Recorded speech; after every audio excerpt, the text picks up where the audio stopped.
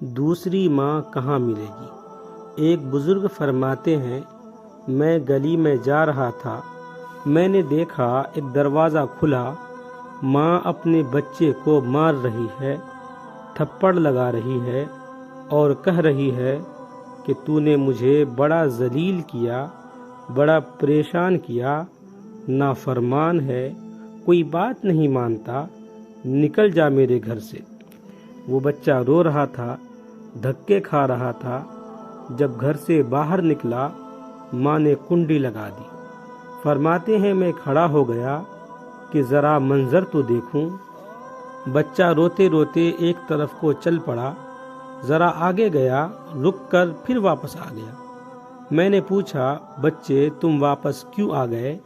کہنے لگا، سوچا کہیں اور چلا جاؤں، پھر خیال آیا کہ مجھے دنیا کی ہر چیز مل سکتی ہے، مجھے ماں کی محبت نہیں مل سکتی، میں اسی لیے واپس آ گیا ہوں۔ محبت ملے گی، اسی در سے ملے گی۔ کہتے ہیں بچہ بات کر کے وہیں بیٹھ گیا، میں بھی وہیں بیٹھا۔ بچے کو نیند آئی، اس نے دہلیز پر سر رکھا، سو گیا۔ کافی دیر گزری، ماں نے کسی وجہ سے دروازہ کھولا، ضرورت کے لیے باہر جانا چاہتی تھی۔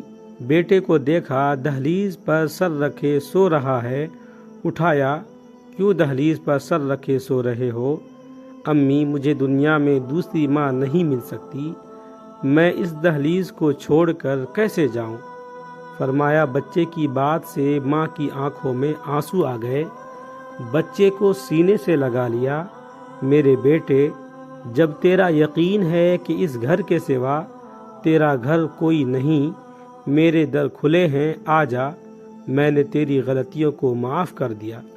فرماتے ہیں جب گناہگار بندہ اپنے رب کے دروازے پر اس طرح آتا ہے، رب کریم میری خطاؤں کو معاف کر دے، میرے گناہوں کو معاف کر دے، اے بے کسوں کے دستگیر، اے ٹوٹے دلوں کو تسلی دینے والے، اے پریشانیوں میں سکون بخشنے والی ذات، اے بے سہارا لوگوں کا سہارا بننے والی ذات، اے گناہوں کو اپنی رحمت کے پردوں میں چھپا لینے والی ذات، تو مجھ پر رحم فرما دے، مجھے در در دھکے کھانے سے بچا لے، اللہ اپنی ناراضگی سے بچا لے۔